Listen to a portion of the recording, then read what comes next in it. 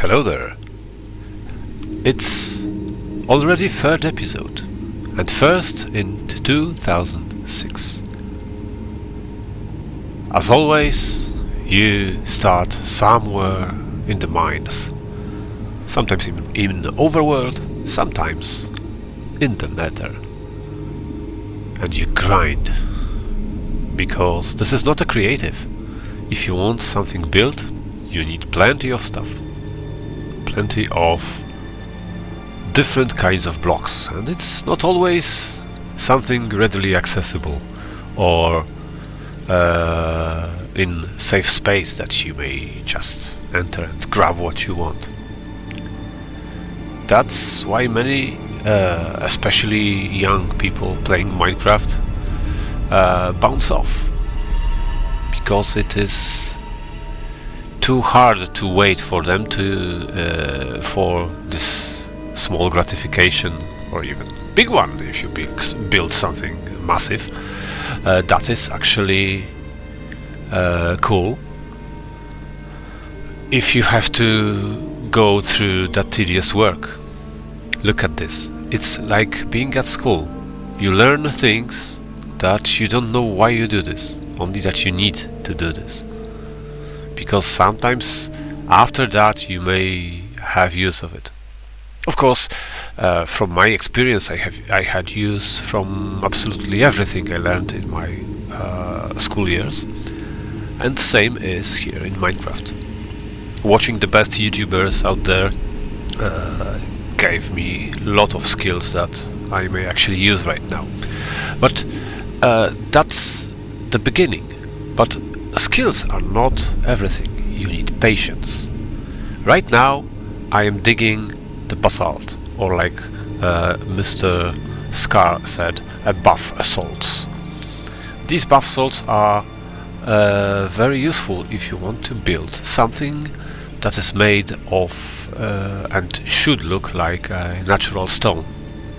And mostly when you use these blocks, you never use them alone. You need other blocks too, different kinds, to create your own palette for actual colors you want to do. As I've learned from different YouTubers, mostly if you want to do something, build something that is actually cool, you have to think of it like you are painting a picture. The classic painting with actual paints, where you have to create that palette of colors, use all of these blocks or colors actually in that particular sense, and start bit by bit coloring the structure you want. You have to be a sculptor of your builds, bit by bit turning them into what you want them to look like. So, what I need this basalt for? I am actually right now building structure that resembles Stonehenge. I mentioned it in the previous video. I even tried to build it that it's had a similar size, like diameter of this central ring of standing stones, and exterior embankments, like 33 meters in the center part and 110 on the outside. And I believe it worked quite well, but first I had to spend hours and hours, not only for something like this, like here, that basalt, but I chose spruce biome for it, because I needed trees and logs for my next build. That will be probably in the next video shown, and definitely every one of you that wish to see it may find me building it online, live on Twitch. It's mostly 9 PM, the hour I'm starting streaming, when of course my time is GMT +1, perhaps? I believe so, it is GMT +1. So if you follow me on Twitch, there will be schedule that will adjust itself to your time zones, so it will be actually quite easy. But see, if you want to build something that massive, like 100 blocks across, perfectly circular, you need to first plan it, because this has to be a circle, not an ellipse, no something that looks weird, but actual ellipse, actual circle. So you have to remove all those trees, level the ground, remove all buildings, all hills or small patches even of terrain that are above that structure, because if it has to be a temple, I would like for it to be the highest thing on that actual island. And as you can see, I am showing you right now these central pillars, central stones. These are 5 arches, so exactly 10 stones. I am mixing a few basalt blocks with cobblestone here and that mossy type, so it has had some color in it. It's far from perfect, because we still work with square blocks actually, and making good angles is a bit tricky, but possible. It still looks quite okay. It would look even better if it was larger, but proportions would be wrong at that moment. That's why I decided that I will stick with it, and I believe it actually defends itself, and it looks actually quite okay. A few blocks here and there have to be tweaked. Of course, later I will walk around this structure a few times and fix two straight lines between these basalt and cobblestone transitions, and also, of course, these blocks here, these upper blocks, that should be like linking those those two standing stones. They have to be sometimes diagonal, and I can't defend it because of nature of Minecraft as a building game. Okay, but that's a thing that I believe it's still quite okay. And one thing I've done on stream, and you have no footage here, is the terrain outside, because here in the center I wanted it to be plain, clean, a few glowstones, but I'll probably cover them later, but it's quite okay if they are still like this. But all this terrain here, I have to fill it manually, entirely. So to do so, I've dug so many blocks of dirt and placed them that you will see almost right away. Let me just pack this stuff and take it to this small home I made, actually my base here, my actual home that I would be living, and I'll expand it. It needs few farms and enclosures, but I will add them in the meantime. But now, terrain like this, total forest, had to be changed, and thousands of blocks were removed and replaced into other areas.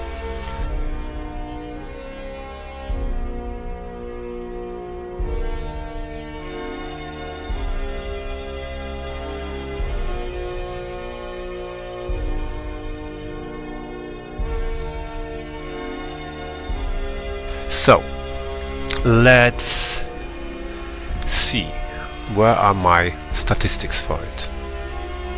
34,000 dirt blocks removed, 36 placed, 15,000 stone blocks. This was massive terraformation here, almost 5,000 logs. So this was quite a tedious task, but actually very rewarding at the end. And of course, I used non-mending tools. There were no diamond tools here, only copper and sometimes iron tools. So I used couple hundreds of shovels, couple hundreds of pickaxes here, but I wanted to have this temple and my home built before I upgrade myself to the max. And see, this is the terrain I've managed to do. I found a lush cave and used this moss to cover this ground here. Slightly at random, but I am thinking about coloring it a little bit more, so I'll use bushes and these azalea bushes, but hidden beneath the ground, and also all this area have its light sources hidden below the carpet, so they are not seen as such, and don't spoil your view with torches sticking here and there, but still it's free from spawn.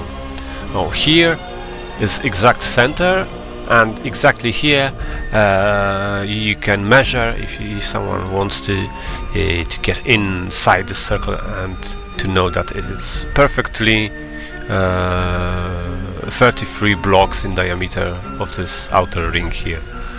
This altar is not something I am proud of, just few blocks placed to have something, but it's far from perfect. And also one more thing I have to do is to add few standing stones that are not part of main structure but were present on the site, so this is future me problem. Still probably as a grindy stuff on stream rather than on the video.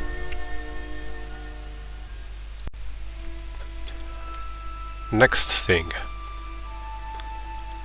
the home. If it is my home, it should get few upgrades.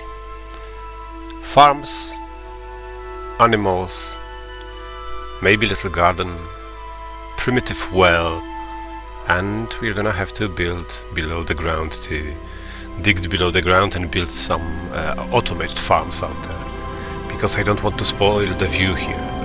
Also this chimney, I made a small workshop inside, but this chimney here is it's not okay. It definitely needs reworking, but right now it's quite okay. And of course this home is without good interior. I made only few actually additions, and this well here is right now just placed with cobblestone and based on the easiest blocks to just figure out the shape. But later on I'll have to make some textures for it.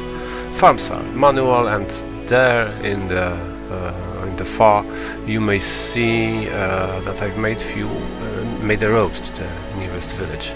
And this embankment here exactly is the thing that is also spawn-proofed for now.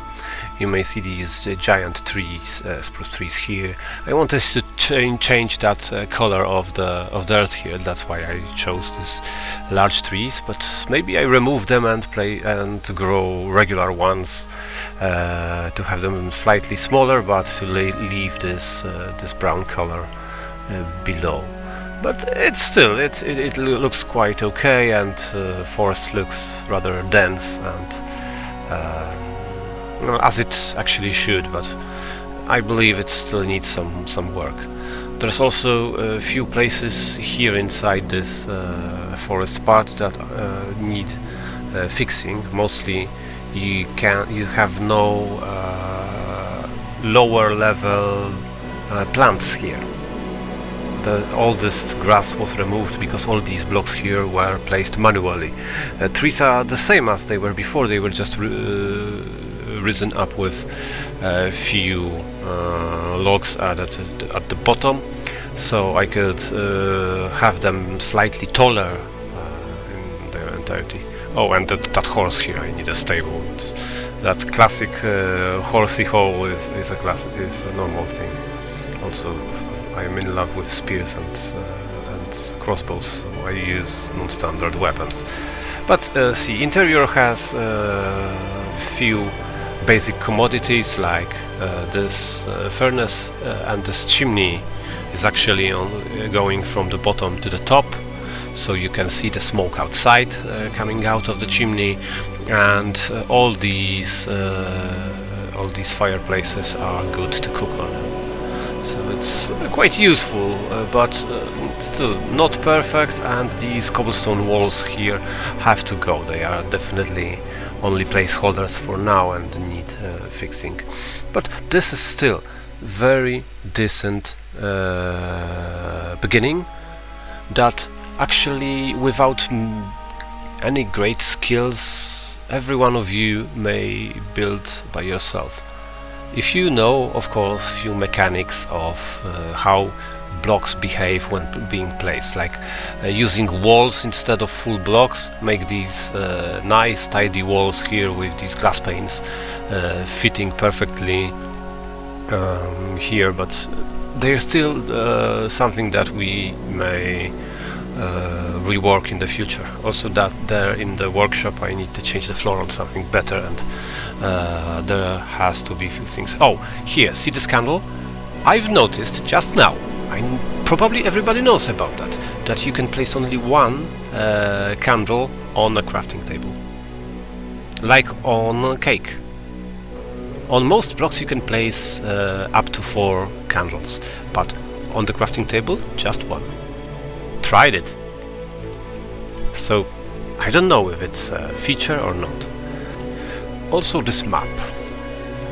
To draw that kind of circle of this quality, I basically used a notebook and a compass to actually trace a circle on it, and then to paint squares that I actually want in a game, and write myself like an algorithm, if this is a word appropriate here. Also, that's you see that space in the corner there? There will be our next mega build. Just a stem of it, but stem, root, I don't know, the log part of actually one big massive tree.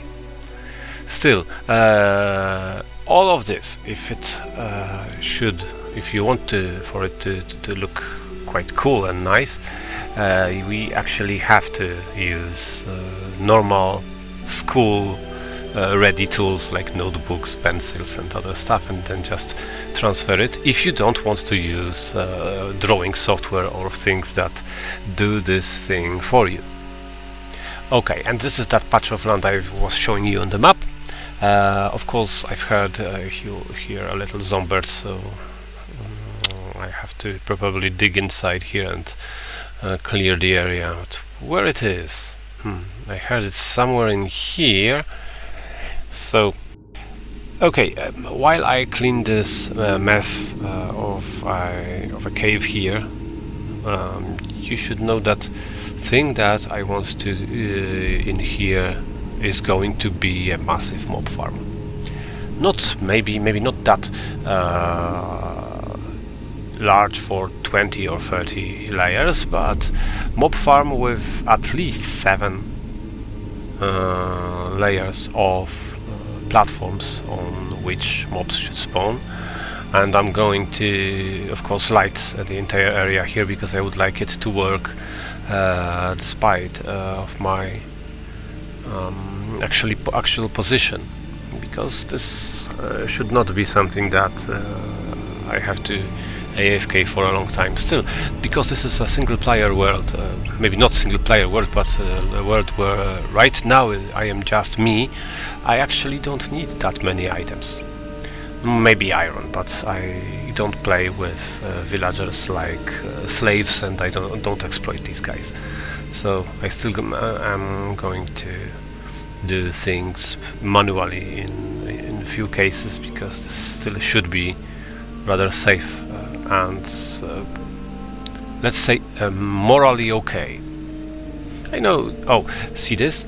I never knew that this could happen. That mob that got this poison enchantment that was poisoned by the poison arrow actually drops this poison effect after exploding as an area of effect. Still, I cleaned that mess, and as you may see, I've already cleared trees from this area, because the tree here should be actually massive, or I don't know if one tree will be okay, or maybe few trees. I will actually include right away few photos from a creative world where you will see what I'm imagining to build here. But still, see the spruce blocks? This is almost 2,500 blocks, and I need way more, twice as many. Also, at least one full chest of dark oak for other elements that complement with spruce when you build in rather, let's say, custom fashion, and do not grow these trees using just the game mechanics. Okay, still, I'm showing you all these things around here, but there is something that I wanted to say many times for now, and it is something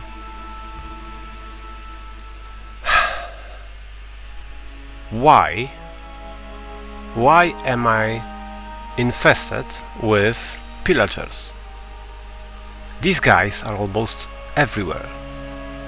I know that they should be a local event, but I am doing simple things, and right now I have maybe 30-40 banners waiting to be burned, because these guys are mostly everywhere.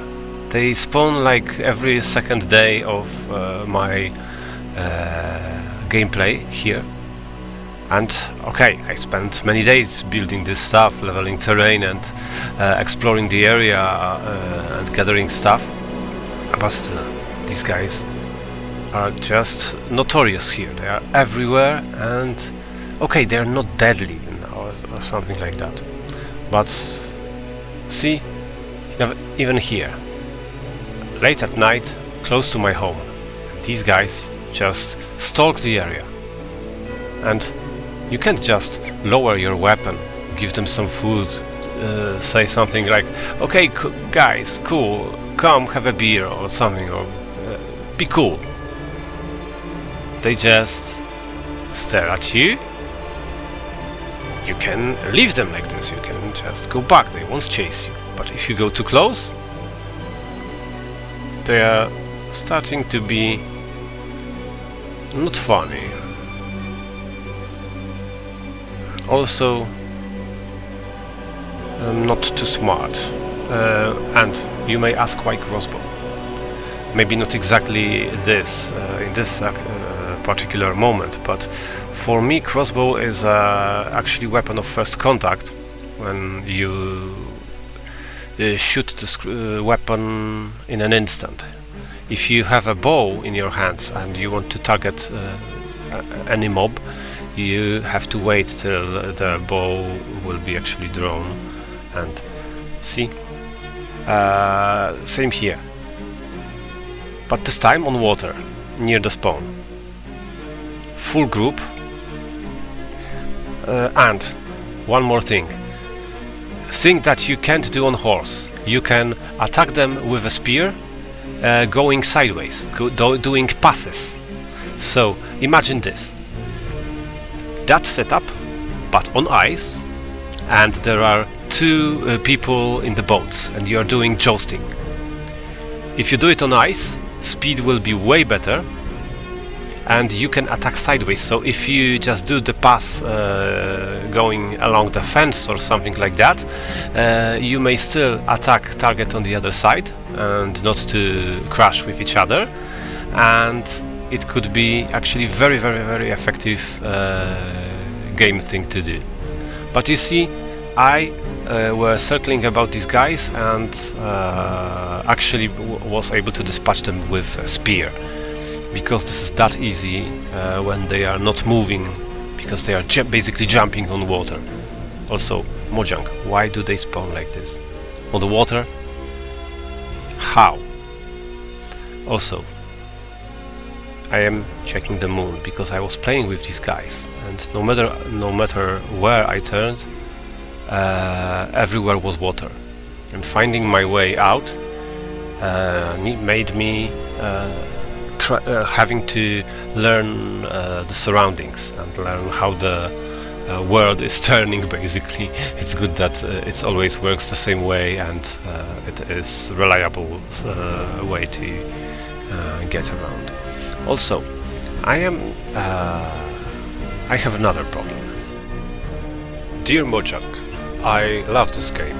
I play Minecraft since version 1.8, so it's many years, and I would like to say, Mojang, and let it be a tribute to Mr. Austin of Shortycast, that your terrain generation makes no goddamn sense. Look at this. It looks like a disaster. Your village was placed in such a spot that it looks like they were after a bombardment, and you gave absolutely no way for these people living here to basically rebuild their site. How they may live here when no matter where they turn there are holes in the ground, danger absolutely everywhere, and light only in few places. They do no upgrades and no fixing the terrain. And it definitely looks like it was an earthquake in here, or a massive missile strike or something. And that's what a real player actually should do. Okay, I believe that this is a sandbox and everyone can play as they see fit here, but I believe that this game was basically a game of mining and crafting, as its name says. There's nothing in it about exploiting races that live in the same world with us. They were here first. And see, that spot like here, it is something to be fixed, something to be protected. And the community here should be expanded, not exploited.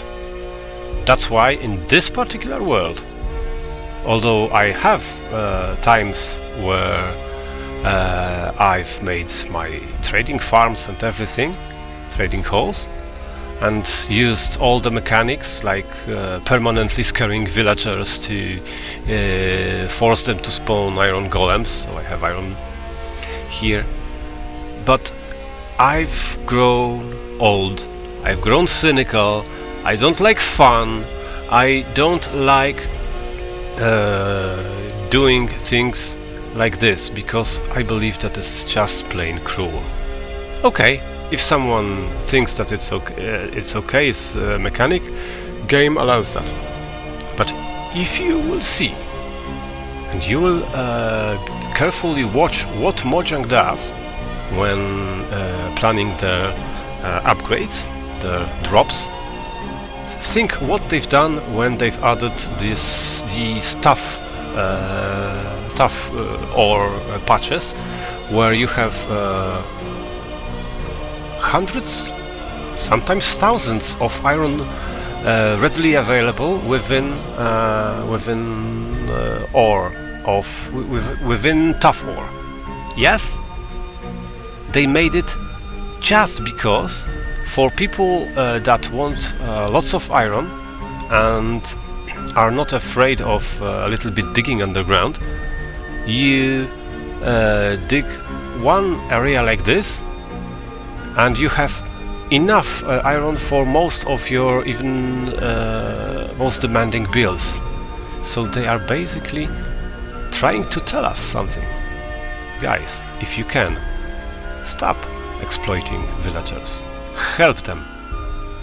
Fix their villages. Protect them. Build walls. Build establishments. Upgrade their homes. Something happened and they can't do it by themselves. And taking them out of home, breeding them against their will, taking stuff from them, like every new player that sees the village, they just enter it and they rob it to the ground.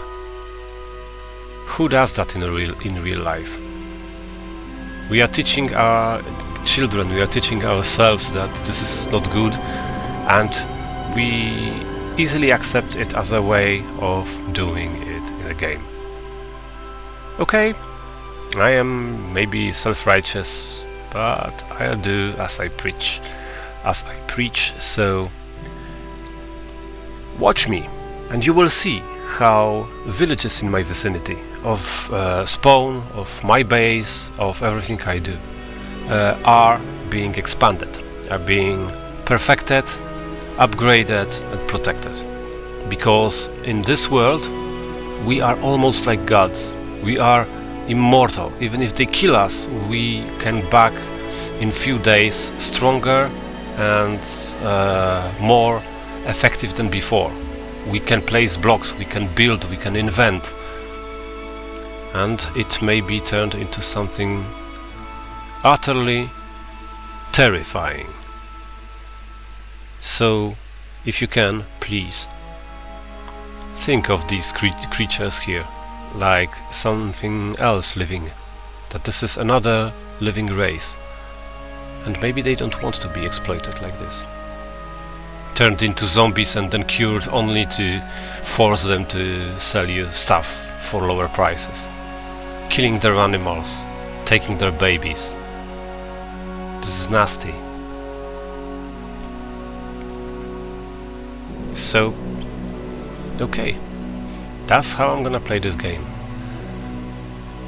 See, they can't even fix their own paths.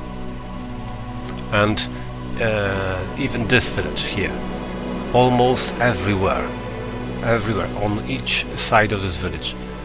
And villages like this are so common that they spawn in such an environment. These terrains here are riddled with holes, and even few minutes below after sunset, that you stay in the village and allow these hostile mobs to spawn, these guys are frequently victims of it. All of this should be closed and protected, lit enough so mobs, even if they spawn, couldn't detect those villagers, because they have no way to defend.